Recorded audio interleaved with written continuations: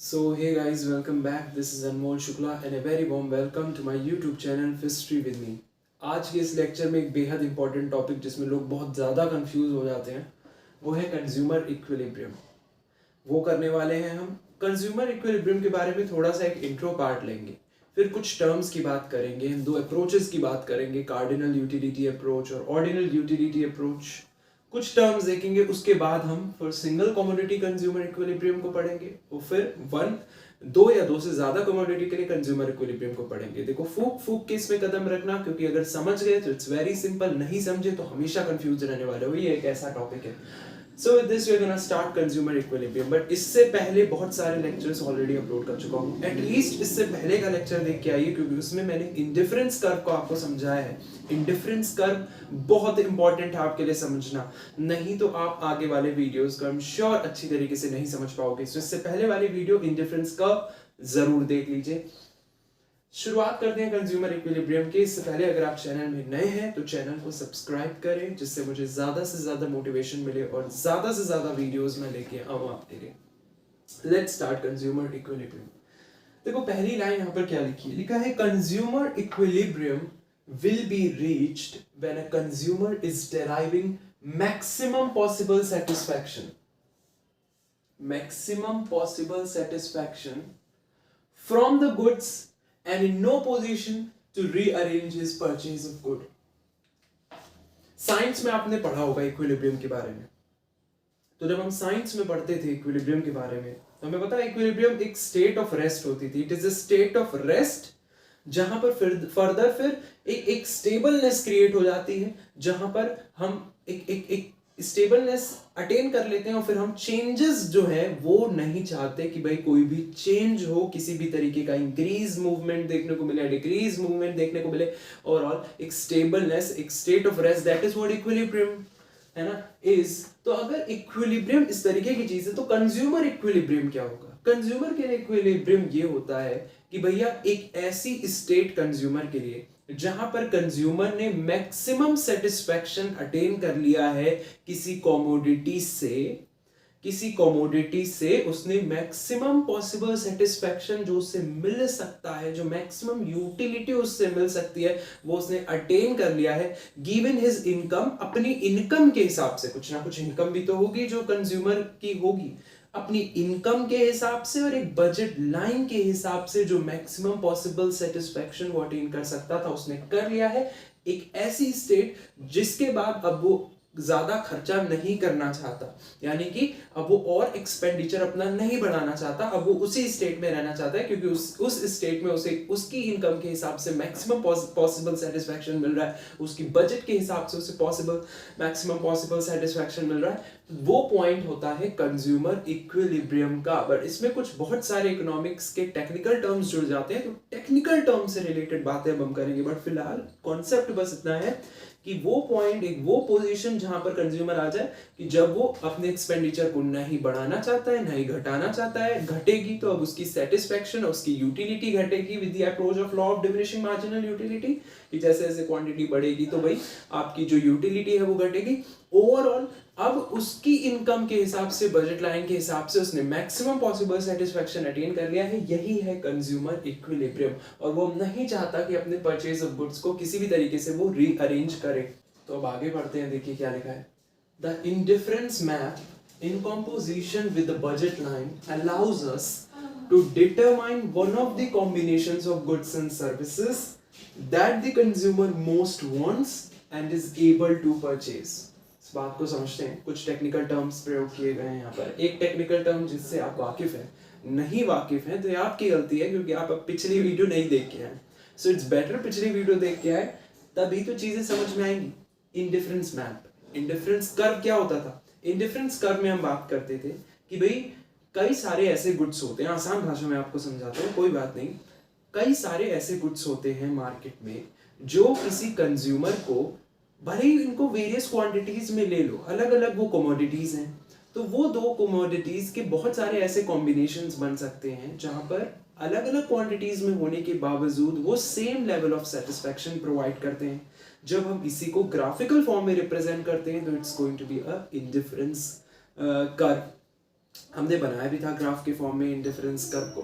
So basically you need to understand very very very very easy कि होता क्या है, कोई भी दो कमोडिटीज वेरियस क्वांटिटीज में हो सकती है but still they gonna give you same level of satisfaction. मैंने आपको एग्जांपल दिया था कि एक बर्गर वो ही सेटिस्फैक्शन दे रहा है, let's suppose to a consumer, जो कि 3 स्लाइसेस ऑफ पिज्जा दे रही हैं, या 3 पिज्जाज जो सेटिस्फैक्शन दे रहे हैं, सेम लेवल ऑफ सेटिस्फैक्शन अगर एक बर्गर दे रहा है तो दोनों में इक्वल सेटिस्फैक्शन है। इसको आसानी से हम दिखा सकते हैं इंडिफरेंस कर्व में। इंडिफरेंस कर्व किसी कमोडिटी के, किन्हीं दो कमोडिटीज के वो सारे कॉम्बिनेशंस दिखाता है जो किसी कंज्यूमर को वेरियस क्वांटिटीज में होने के बावजूद सेम सेटिस्फैक्शन प्रोवाइड कर रहे हैं। That is what indifference curve show you.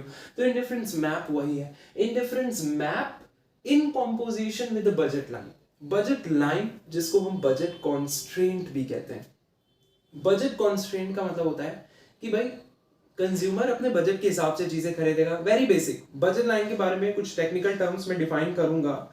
Consumer equilibrium in one commodity, consumer equilibrium इन 2 और मोर देन 2 कमोडिटीज। ये पढ़ने से पहले बजट लाइन और कुछ और टर्म्स में डिफाइन करूंगा, लेकिन उससे पहले indifference map in composition with budget line. Budget line का एक थोड़ा सा मैं just to give you an idea, budget line का मतलब होता है कि all the combinations of 2 commodities जो कि कोई कंज्यूमर अफोर्ड कर सकता है, खरीद सकता है। और जब बात आ जाती है अफोर्ड करने की, तो उस बंदे की अर्निंग डिग्री क्या है, कितना वो कमाता है, ये भी आ जाता है। साथ ही उस गुड का मार्केट प्राइस क्या है, मार्केट कॉस्ट क्या है, कॉस्ट क्या है उस गुड की मार्केट में, वो भी आ जाता है। तो ये 2 फैक्टर डिसाइड करते हैं कि किस हद तक वो 2 कमोडिटीज के उन कॉम्बिनेशंस डिसाइड करते हैं। ये 2 कमोडिटीज के ये 2 फैक्टर डिसाइड करते हैं उन 2 कमोडिटीज के वो कॉम्बिनेशंस को जो कि कंज्यूमर अफोर्ड कर सकता है। बजट लाइन का मतलब है all the combinations of 2 commodities that a consumer can afford with his income, his or her income, the earning capacity we can say, the degree of earningness or the market value of the good. That is what budget, ये decide करते हैं budget constraint को। तो जब ये दोनों चीजें साथ में आ जाती हैं, indifference map in composition with the budget line, तो इससे मदद मिलती है। किस बात की मदद मिलती है?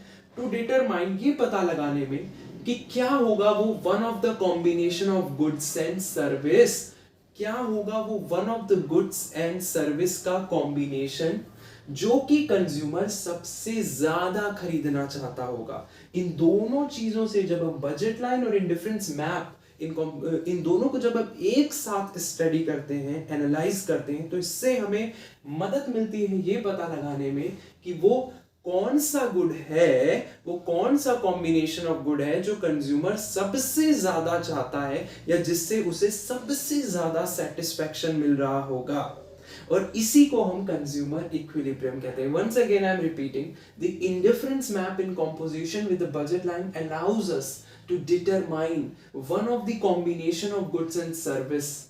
उन गुड्स और सर्विस का वन ऑफ द कॉम्बिनेशन, एक ऐसा कॉम्बिनेशन मिल जाता है जहां पर उस कंज्यूमर को मैक्सिमम सेटिस्फैक्शन अटेन हो रहा होगा। जाहिर सी बात है मिलेगा यार, इंडिफरेंस मैप दिखाता है कि भाई वो गुड्स एंड सर्विसेज में उसको सेम लेवल ऑफ सेटिस्फैक्शन कहाँ मिल रहा है। साथ ही बजट लाइन ये बता देती है कि उसकी अर्निंग डिग्री के हिसाब से, प्राइस ऑफ गुड के हिसाब से वो कितना खर्च कर सकता है, उसकी बजट कॉन्स्ट्रेंट क्या है उस गुड्स के लिए। तो जब ये दोनों चीजें हम एनालाइज करते हैं तो इससे हम डिटरमाइन कर पाते हैं कि वो कंज्यूमर किस कॉम्बिनेशन ऑफ गुड से सबसे ज्यादा मैक्सिमम सबसे ज्यादा सेटिस्फैक्शन अटेन कर पा रहा है। वो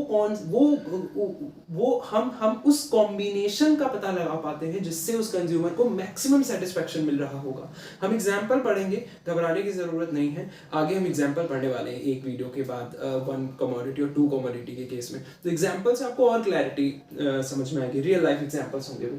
so this is consumer equilibrium. क्या था consumer equilibrium?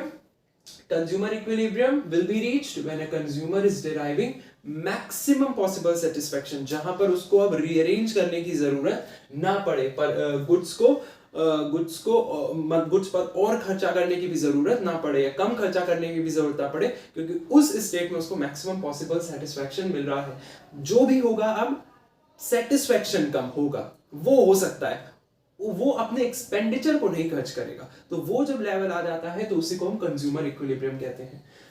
Consumer equilibrium allows a consumer to get a maximum satisfaction possible from their income. हर बंदे के लिए कंज्यूमर इक्विलिब्रियम होगा और अलग अलग हो सकता है, क्योंकि उसकी इनकम के हिसाब से वो कॉम्बिनेशन क्या बन पा रहा है, उसकी बजट कॉन्स्ट्रेंट के हिसाब से वो कॉम्बिनेशन क्या बन पा रहा है, ये तो हर इंडिविजुअल के लिए डिफरेंट होगा, क्योंकि every individual has its own income. So we can say कि कंज्यूमर इक्विलिब्रियम अलाउ करता है कंज्यूमर को to get a maximum satisfaction which is possible from their income. उसकी इनकम से जितनी मैक्सिमम पॉसिबल सेटिस्फैक्शन मिल सकता है उसको, यही चीज हम कंज्यूमर इक्विलिब्रियम में पढ़ते हैं। और कंज्यूमर इक्विलिब्रियम अलाउ करता है कंज्यूमर को कि वो मैक्सिमम पॉसिबल सेटिस्फैक्शन अटेन कर पाए उसकी जितनी इनकम है उसके थ्रू। अब दो अप्रोचेस होते हैं कंज्यूमर इक्विलिब्रियम को स्टडी करने के। या तो आप कंज्यूमर इक्विलिब्रियम को पढ़ो यूजिंग कार्डिनल यूटिलिटी अप्रोच, या तो आप कंज्यूमर इक्विलिब्रियम को समझने की कोशिश करो using ordinal utility approach, which is quite ordinal utility approach is quite simple, क्योंकि हम पढ़ चुके हैं, which is same as indifference curve analysis. Indifference curve analysis बार बार आ रहा है, पिछली वीडियो जरूर देख ले, अदरवाइज कंफ्यूजन और आप कुछ भी नहीं समझ पाओगे। So it's really very important पिछली वीडियो देखें। तो दो अप्रोचेस हैं, you need to understand this. दो अप्रोचेस हैं कंज्यूमर इक्विलिब्रियम को स्टडी करने के, cardinal utility approach, ordinal utility approach. Cardinal utility approach क्या है, ऑर्डिनल यूटिलिटी अप्रोच क्या है, ये दो चीजें आपको पढ़ना बहुत आवश्यक है, जो कि हम पढ़ने वाले हैं नेक्स्ट वीडियो में। इसलिए बने रहे मेरे साथ, चैनल पे बने रहे, नोटिफिकेशन का बटन दबा दें ताकि बेल का आइकन, सॉरी नोटिफिकेशन का बटन, ताकि आपको नोटिफिकेशन मिलती रहे। बेल का आइकन दबा दें ताकि नोटिफिकेशन मिलती रहे। Keep supporting, thanks.